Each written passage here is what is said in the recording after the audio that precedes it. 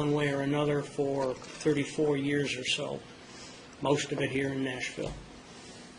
I have a bachelor's degree from Davidson College in economics, a master's in business from UNC Chapel Hill, and I studied accounting after doing all that through a program at the University of Tennessee.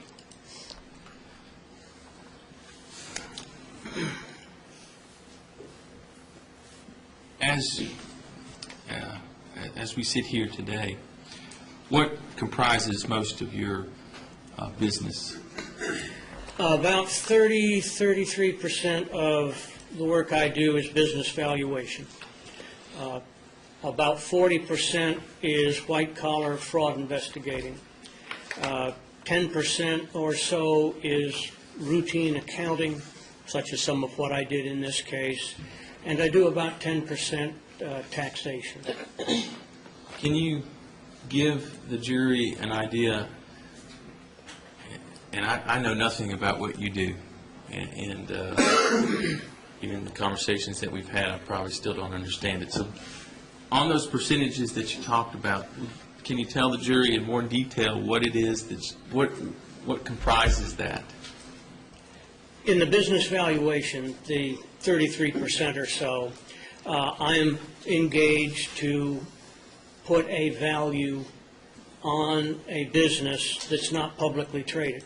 That is, that somebody owns individually or perhaps a small group of stockholders. This may be because they want to sell it and they want to know what a reasonable price is. A lot of it is in divorce, and the value of that business is a marital asset, and that value needs to be divided between the husband and the wife. In the fraud investigating, a lot of that is where I'll be called in, for instance, to a business where the people that are managing the business think that someone may be taking assets. Usually it's cash. And they want to know, are they doing it? How much have they taken? How do they do it? And then how do we stop it in the future? I'm also called upon occasionally to establish that someone did not commit fraud. A recent case, for instance, involved the executrix of an estate, and some of the beneficiaries of the estate believed that this lady had taken assets. So, of course, that means they got less than their share. In that case, I was able to establish that this lady had done nothing wrong. All the assets were properly accounted for. Accounting, that's a bit more straightforward. As in this case, I took actual banking records and made an accounting of them so that I could produce financial statements. That is, financial statements that show what are assets, what are liabilities, what revenue has been generated, what expenses have been incurred, and what's the net income. In the tax field, almost all that I do there is tax returns for clients of my wife. She's got about 35 entities for whom she does the office management, and at the end of the year I do the tax returns and look over the bookkeeping work that she's done. Thank you. Now, I'm going to pass you a document, which I believe to be your CV or resume. I'd ask that you identify that, if you can, and tell me whether it's accurate.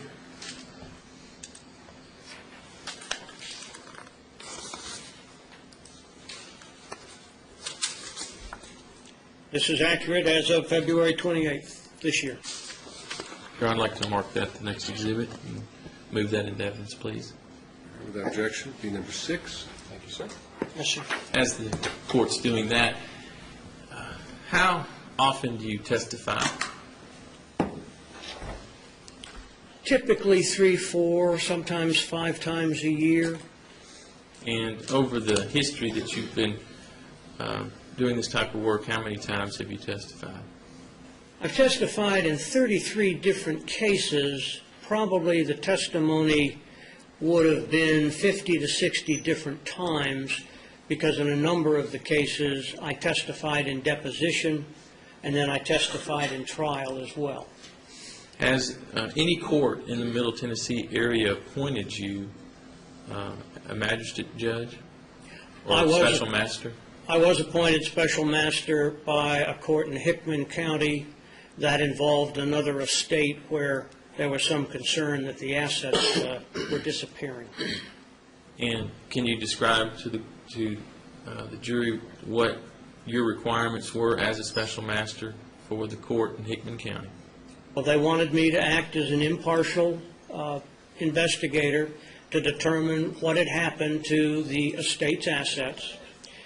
Specifically, had the administrator who had control of them, who was one of the two beneficiaries, had she used any of those assets for her own personal purposes. They wanted a full formal accounting, and then they wanted my recommendations on what should be done with the balance of the estate. Yeah, I don't know if it's necessary based on our discussions yesterday, but I'd move that he be qualified to testify in this case. I will allow him to offer opinion testimony, but I don't. Ladies and gentlemen, I might as well give you instruction at the end as well. Usually witnesses are not permitted to testify as to opinions or conclusions. They're called on to testify about facts, what they've seen, what they've perceived. However, sometimes if someone has specialized knowledge, skill, or training, they are permitted to offer opinions or conclusions.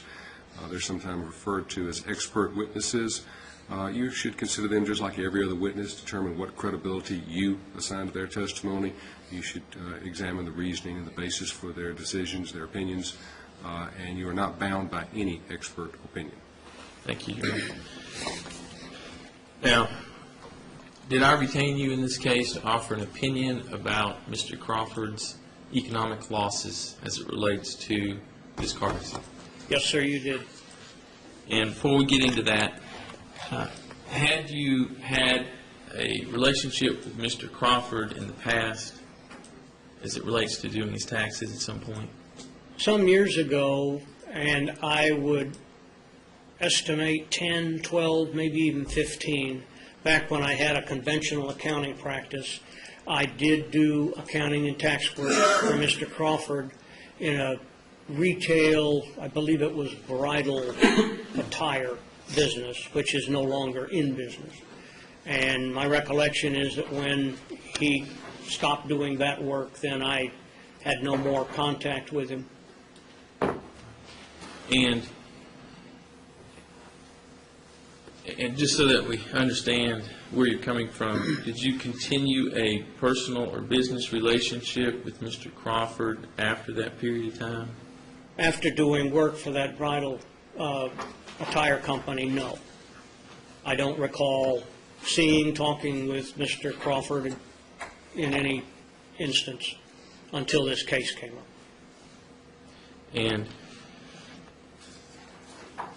can you describe to the jury what documents that you reviewed and the analysis that you made as it relates to your opinions about the amount of lost income he has sustained up until the present time regarding the automobile accident? Yes, sir.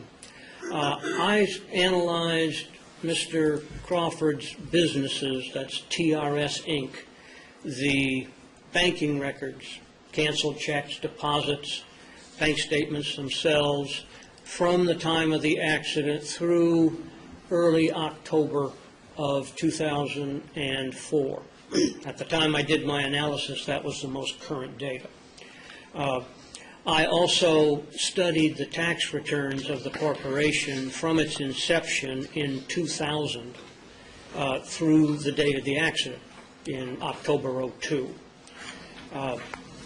I did two things with this data. With the tax returns, I took the tax return data just as it appeared on the form.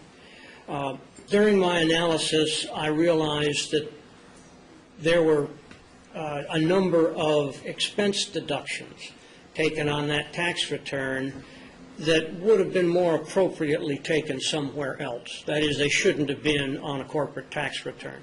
They should have been, for instance, on a personal tax return. They had nothing to do with Mr. Crawford's architectural practice.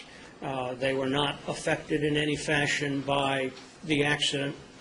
Let me interrupt you just a moment and ask you, because I failed to do this earlier, do you have any experience with analyzing architectural businesses or architects in general? I have analyzed and valued a number of architectural firms over the last few years. Two of them, I believe, last year alone, one of which was fairly large and one of which was much closer to the size of Mr. Crawford's. All right. I'm sorry to interrupt you. Go ahead, sir. The process of taking financial data such as I had in those tax returns and taking out or adding in some cases, items that distort the financial picture is called normalizing. This is a subject I'm very familiar with because I wrote and have taught a course in normalizing financial data throughout the United States and in Canada for the last 8 years. The main adjustments that I made, and these adjustments took the cash basis tax returns. Cash basis meaning revenues recorded when it's received, expenses are deducted when they're paid. Accrual accounting, which is the only kind of accounting that falls under generally accepted accounting principles, you record revenue when you've earned it. When you've done everything you're supposed to do and the client now owes you, irregardless of when that person or company pays you. And you deduct expenses when you have incurred the liability. So even though you may not have paid your creditor, if you owe that creditor, you take that as a deduction. And that's the primary difference between cash and accrual. You cannot get a true picture of a company or any entity's financial performance unless you have accrual basis financial statements under generally accepted accounting principles. Now, the primary adjustments I made were to add in some revenue that Mr. Crawford's business had earned, but which he didn't receive until after the accident. I reduced the net income by some expenses that he actually had, but which weren't permitted for tax purposes. That is, the tax rules don't let you deduct all your travel and entertainment, for instance. But those were still real business expenses, so I deducted them. And then I took out, excuse me, interest, which either was related to residential real estate or to a real estate investment that was going on where there was no revenue being generated. All they were doing was spending money. But that had nothing to do with the practice. And it distorts the financial picture to deduct these expenses, which really should have been put on the balance sheet as capitalized asset. At the bottom line, my analysis showed that Mr. Crawford's actual income in the 33 months prior to the accident was a good bit higher than what his tax returns showed.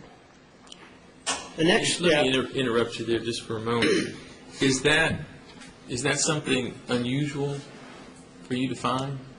This idea that someone's income is, after you do this normalizing, is greater than what the tax returns would show? It's not at all normal to find that it's different. It usually is higher after the normalizing adjustments, but not always. What